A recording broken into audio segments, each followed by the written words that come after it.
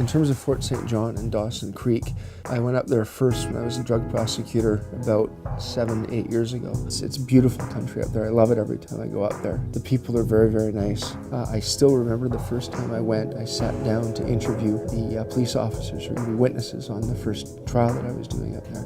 One of the members of the drug squad said, I've been here 2 years and this is the first time I've had to get into a suit. And it kind of sent my radar off, and I said, well, you mean you haven't been to trial yet?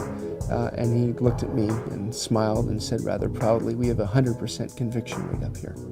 And even as a prosecutor, that struck me as, something's not right with this picture, that not only do they get convictions on everything, but nobody ever goes to trial. Nobody ever decides that they want to fight their case and stand up for themselves. There hasn't once been a situation where the police have violated someone's constitutional rights in their investigation. That just didn't make sense. That's just not my experience in practicing in the Lower Mainland and all over BC.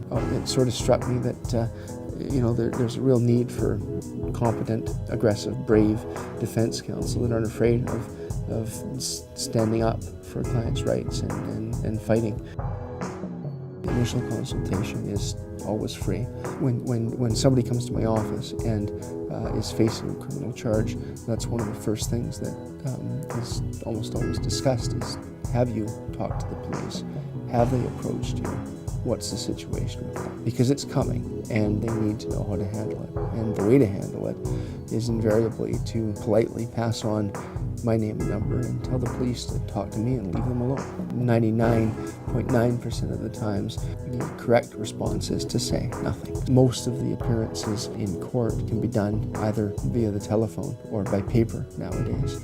And so it saves time, it saves cost, and it takes the focus away from where's my lawyer resident, to the much more important thing, which is, what is my lawyer going to be able to do for me?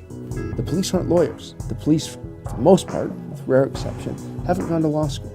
And so they marshal the evidence to the Crown, and the Crown has to make an assessment. But even two lawyers can have very different assessments as to what the evidence does or doesn't show. That's why we have judges, that's why we have trials, and that's why sometimes these cases need to be adjudicated, which sort of brings me full circle back to the concern of, we have a 100% conviction rate, no one ever goes to trial, because that just can't be if the system's working properly.